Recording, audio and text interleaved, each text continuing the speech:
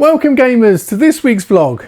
It's been a particularly busy week this week as we're coming to the end of the school summer holidays, so we've been having lots of family days out, making those special memories, and on one of the trips we managed to go into an arcade and my daughter and I had great fun playing some of the arcade machines, so I'll be sprinkling in a few little clips of that throughout the video. Also, my gaming this week has been dominated with 2 games, 67 trophies in total and 2 platinums. And I did get that one trophy that was eluding me in last week's vlog to get the 100% on Yaga. So that's done and out of the way, and I'm very glad to have that completed. But South Park Snow Day and The Escapist 2. So I will be giving you my thoughts on those games shortly. So let's have a very quick recap of all the trophies I've been earning this week. Taking a quick look through PSN profiles at my trophy log, we can see that the first trophy I got this week was last Sunday, and that was the Brain Over Brawn. That was the trophy that was eluding me on Yaga, and it gave me my 100%. Really pleased to have got that one out of the way. Then I went on to The Escapist 2, and pretty much throughout the week I've been jumping between The Escapist 2 and South Park Snow Day. And as you can see, moving on to the first page, that's all of the trophies that I've been getting this week with both platinums. All I have left now on The Escapist 2 is to do the 3 DLCs that came with it, which I'll be working on this week, because the DLCs will also tie in with the True Trophies challenge that I'm taking part in, where there's a bonus for getting DLCs completed. And if we then take a quick look at the overall, you can see that I have got 313 platinums, and my trophy completion percentage is now up to 84.76. So getting ever closer to completing that 10% increase over the year that is needed for the Ultimate Trophy Hunters Challenge.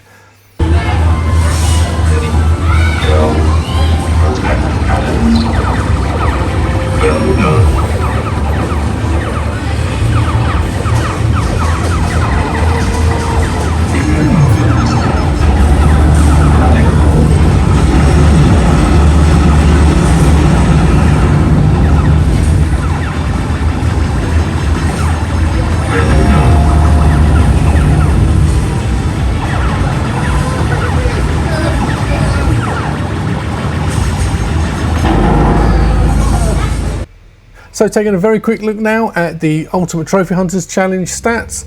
In your own time, you can have a look at this particular spreadsheet and go through and see everything if you're interested. The link for the spreadsheet is in the description. This is the summary page, and then there is a tab at the bottom that goes through all the individual challenges and showing which games I've currently completed and a few placeholders for ones I'm looking to do. And also at the bottom there is a game plan, and this is something I've been putting together to try and see if I can stay on track with the challenge. Everything in the top half of the table that is in the green column on the left is a game that's now been completed and highlighting which challenges that marked off. And then in the bottom half of the table, there's really a roadmap of what games I actually need to try and get done to complete the whole challenge. And if I get every game on this list to 100%, then I would get the challenge completed. But that's a lot of gaming and a lot of time, and it's very sort of touch and go whether I'm going to have enough time to be able to complete it. So the games on here, it's not set in stone. Some of them will have to be done because there's very few options for that challenge, and obviously I still need to make sure I get all 50 backlog games done, and I've still got half of them to do. So the backlog ones are pretty much very limited for choice. But the new games I have to start, they can be swapped out if I can find other games that fulfill the challenges. The idea is to try and reduce down the total amount of games that I need to play to try and minimize the time, or swap out some of the longer games for shorter games. But obviously there's a challenge for completing a game in every sort of game length in blocks of 10. So I have to complete a 100-hour game, a 90-hour game, an 80-hour game. So those are going to have to be done regardless. So there's very little I can do to sort of change things out. But there's possibilities to try and save a bit of time and maybe swap out some games that maybe satisfy 2 or 3 challenges rather than just one. So please at your leisure look through, and I will update this part of the spreadsheet constantly. It's a live spreadsheet for me to keep on track with the challenge. So a quick update on my progress in the Great True Trophy Score Challenge. Coming down, we can see the period leaderboard. We're in period 4 at the moment, and I'm currently sitting in 5th place. This is as of Saturday evening, and overall in 7th place. So happy with my progress, considering that I'm only playing games that I'm specifically targeting for the Ultimate Trophy Hunters Challenge. I'm just playing them in the order that best suits for this challenge as well, to get the best of both worlds. And then if we come down to the actual team challenge, so for the period our team is in 4th place, and the overall for the team we are in 6th place, so going great guns still in the competition. So my first platinum of the week was on South Park Snow Day, which is the 3rd South Park game in the continuing story that started with the Stick of Truth and follows on from where the second game, The Fractured Butthole, left off. The game introduces a new gameplay mechanic, changing from the other 2 games' turn-based RPG style, and follows a much more hack and slash type of gameplay that also utilises a card system to apply upgrade buffs to your weapons, with an additional limited use OP bullshit card that can also be played on each run. The 3 cards are randomly shown to you at the start of each run, with a random rarity setting the level of the card's bonus values. If you have enough of the in-game currency, toilet paper, then you can also spend this and re-roll the cards if you don't like the ones you got, or to apply upgrades to the rarity, which will further increase that specific stat. The game's story evolves around a huge snowstorm that suddenly hits South Park, resulting in the schools being closed, and so Cartman gets all the other kids to take up the opportunity to continue their ongoing fantasy game as played out in the first 2 games. This time, however, a new card system was introduced due to the new kid that you played as in the first 2 games having been accused of breaking the game by becoming too overpowered, and so the cards are supposed to help balance it out and make the game fair again. But in true South Park style, the kids just can't agree on the balancing of the various stats, and essentially it turns out into a war, and of course all sorts of hilarious shenanigans then ensue. So what's my opinion of the game? Is it good or is it bad? Well, it's definitely not bad, and it's probably somewhere in the middle but leaning towards good. So I know the first 2 games were a 2D style game, so it really felt like you were sort of controlling a part of the cartoon. And they also had a turn-based combat system, which is obviously a very popular system. The new game is a sort of 3D style, so it doesn't quite feel like you're part of the cartoon. And obviously it's a hack and slash, so if you don't like hack and slash, then you're not going to like it anyway. But if you like hack and slash games, then there's still fun to be had. And everything is the same in terms of humour. It's got all that South Park humour. So if you like the show and you like that humour, then there's going to be some fun to be had in all of the games. And, you know, I would say that it's still worth playing. Where I would say though is that, you know, I don't know if this is where the sort of bad rap comes from, or is that just due to the style change that people didn't like, but it's definitely too short for a full price game. It's not something that you want to pay full price for, because it's only about 10 hours long, and that includes getting the platinum.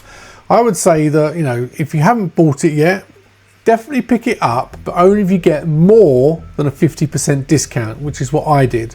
I didn't buy the game on release, and I don't tend to buy games on release these days. I tend to wait for discounts, and I'm glad in this case that I did, because it's definitely not worth the sort of like original sort of retail sort of price for it. It's a very short game. It's a one and done game as well. There's not much replayability to it. So if you had paid full price, I probably think that you would be a bit annoyed and a bit pissed off that it was so short. A bit like the Order 1886 when that came out. A fantastic game, but at 10 hours, not worth the original full price when it did come out. And I would sort of say the same thing with this. But there's definitely fun to be had. It is worth playing, however, in co-op. I wouldn't recommend playing through the whole game on your own. I think most of the fun comes from playing with friends, and it's definitely designed around the co-op sort of gameplay sort of loop. So I would say get it with some friends and enjoy it for what it is. You don't even have to worry about the platinum because it's a pretty easy platinum anyway. It's just going to almost come naturally with just a couple of like replays of chapters just to clean up a couple that you maybe didn't get anyway. So yeah, I would recommend it, but only if you can get a big discount on it.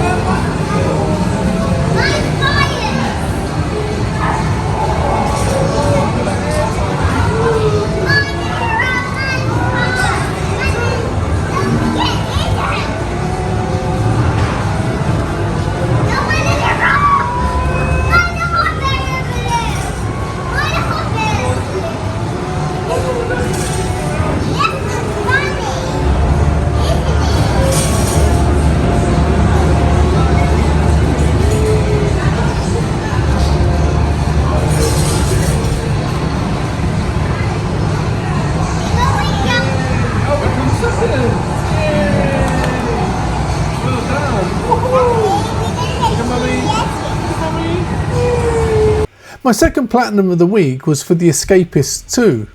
Hot on the heels of getting the platinum on the first game, I decided to jump straight into this sequel as I had so much fun with the first game. The game is very similar to the first one and keeps a very appealing retro top-down art style, but looks a bit more polished and comes with a few quality of life improvements, like being shown where the quest items are located instead of having to blindly search around and hope that RNG had been favourable to you. They've also added quite a few new items as well as some new elements such as guard dogs.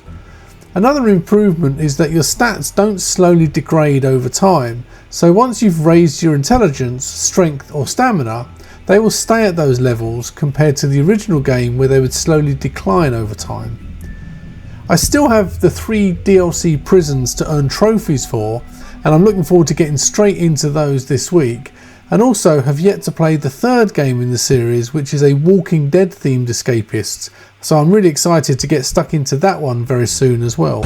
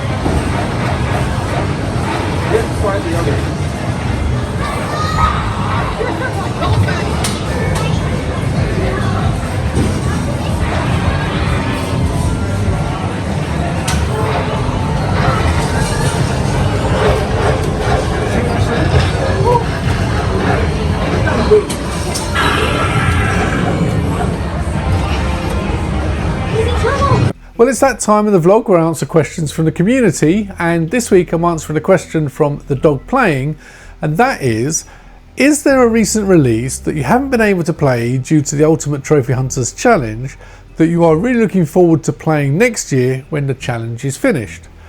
This one really made me laugh because I've got games going back years that I still really want to play and I've not got round to it. So let alone recent releases. And you know, I've got games like Spider-Man 2, Lies of P, God of War Ragnarok, Horizon Forbidden West, Elden Ring Shadow of the Erdtree, all things that I've picked up that I really want to play, and I've just not been able to fit them into the challenge I'm doing this year. And again, I want to play those as soon as I can next year. But to answer for more recent releases, then I'll just say all the ones that have come out this year that have really interested me, with the top one being Elder Scrolls Oblivion, the remaster. Now, I don't want to play that during a challenge because it's such a great game and the PS3 version was fantastic. So I'm really looking forward to giving the remaster a go. And that I just want to get lost in and not worry about doing it under any time pressures of challenges.